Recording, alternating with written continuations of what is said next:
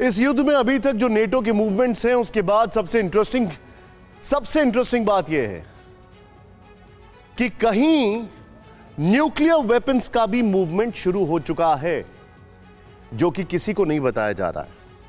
और western experts का मानना है कि यह भी बहुत स्ट्रैटेजिकली किया जा रहा है। लिथुआनिया को लेकर भी यूक्रेन की तरह ही जंगी माहौल बन रहा है। रूस और यूक्रेन में पिछले 3 महीने से जंग चल रही है। नेटो के साथ अमेरिका भी अप्रत्यक्ष रूप से इस जंग में कूद चुका है।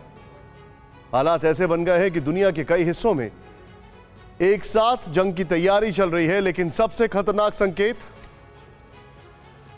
कोरिया से आ रहे हैं।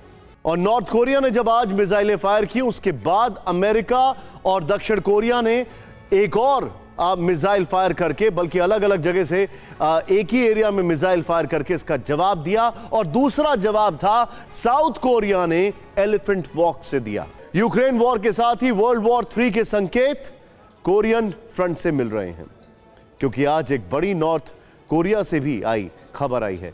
तानाशाह किम सुपर एक्टिव हो गए हैं। आखिर क्या है यह खबर, इस रिपोर्ट में देखें।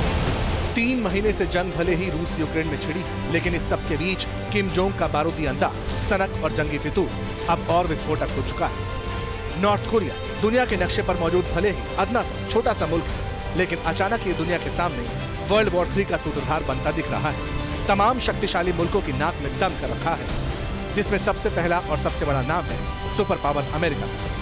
और अमेरिका जैसी महाशक्ति को तबाही वाला ट्रेलर दिखाने के लिए नॉर्थ कोरिया ने फिर से एटमी बैलिस्टिक मिसाइलों के टेस्ट का प्लान एक्टिवेट कर दिया। ये दावा नॉर्थ कोरिया के प्रतिद्वंदी और अमेरिका के खास साउथ कोरिया ने किया, जिस पर जापान ने भी हामी भरी। खबर है कि नॉर्थ कोरिया के तानाशाह किम जोंग ने पूर्वी सागर में एक साथ 3 बैलिस्टिक मिसाइल की टेस्टिंग की। खास बात यह है कि जापान ने भी नॉर्थ कोरिया की ओर से दागे गए 2 मिसाइलों की पुष्टि की।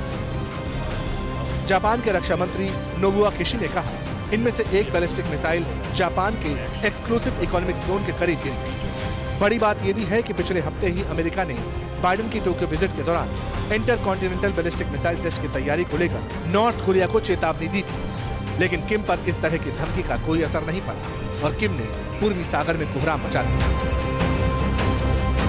ऐसा 5 साल बाद हुआ।